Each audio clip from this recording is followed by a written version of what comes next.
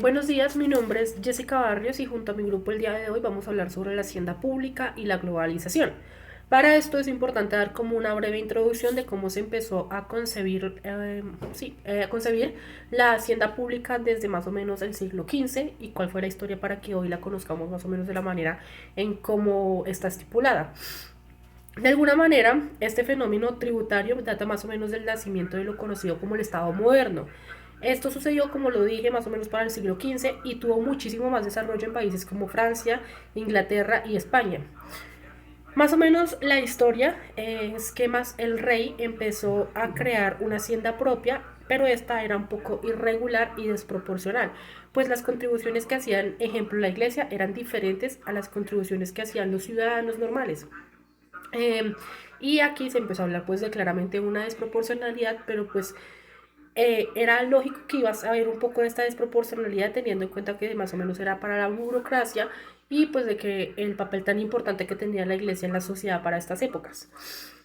Pero estos diferentes tipos de contribuciones también le permitieron al rey que dispusiera de recursos propios y de que de esta manera se empezara a construir la burocracia un poco más fortalecida y que ésta tuviera intereses propios, que fue lo que se empezó a hablar como la razón del Estado, los intereses propios que podía tener cada tipo de burocracia.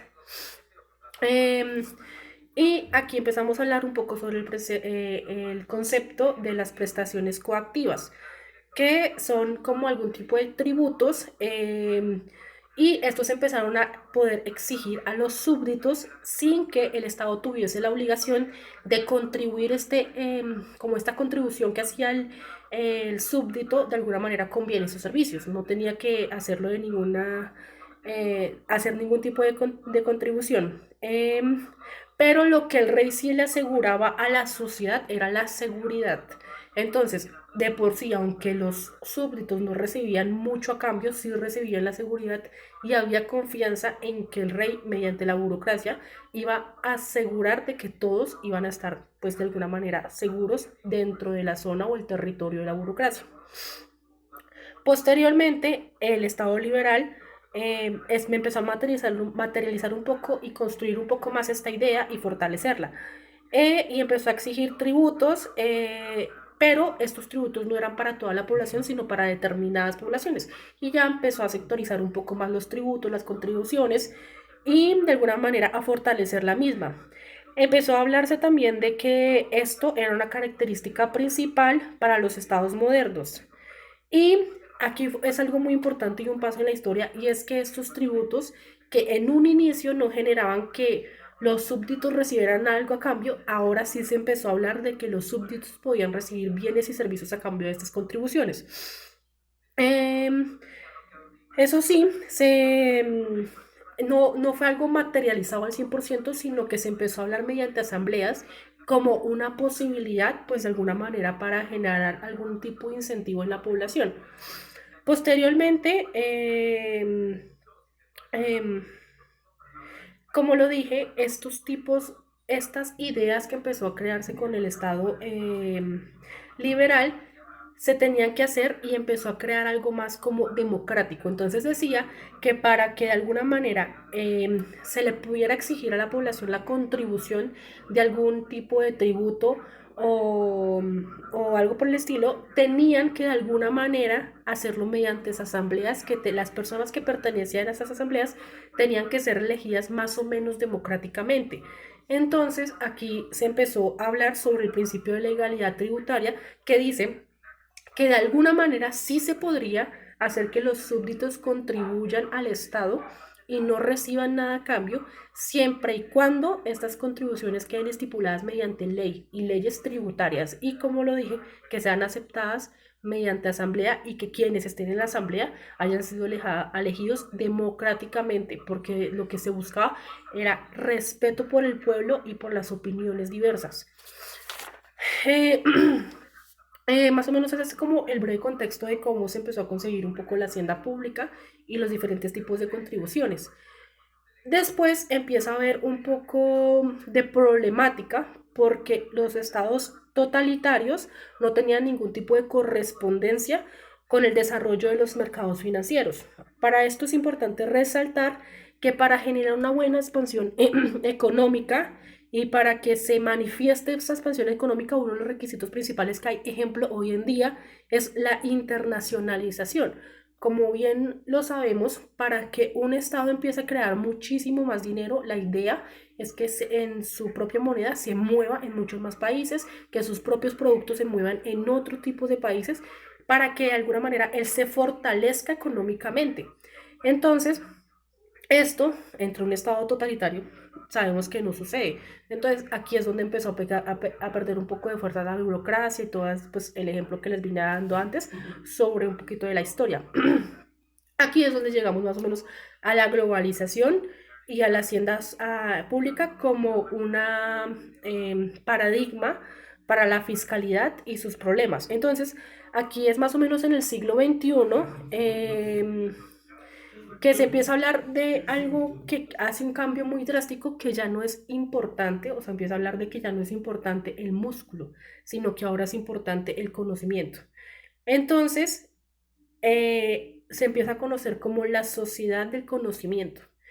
Y las características principales que tiene este tipo de sociedad son dos como características sustanciales y muy importantes. La primera es claramente la globalización y la segunda son las nuevas tecnologías denominadas TICs, que las TICs son las tecnologías de la información y de las comunicaciones.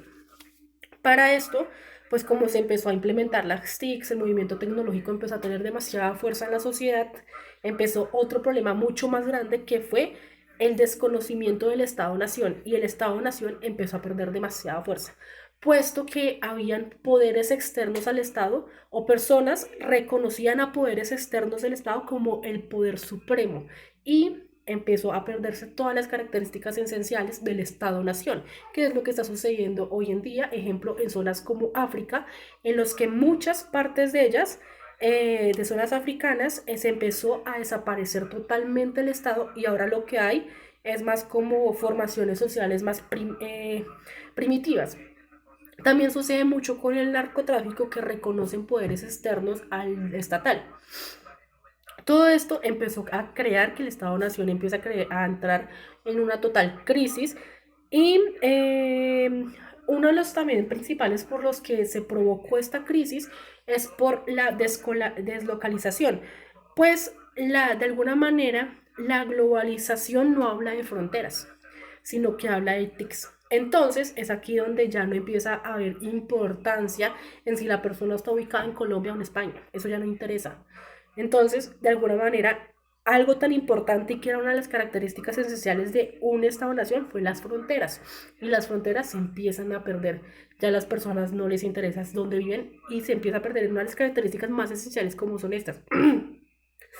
Y sucede lo mismo como con las nuevas ciencias, como la biotecnología, que ya no habla de si la persona que estudia esto es de tal o tal país, sino que habla de una ciencia global.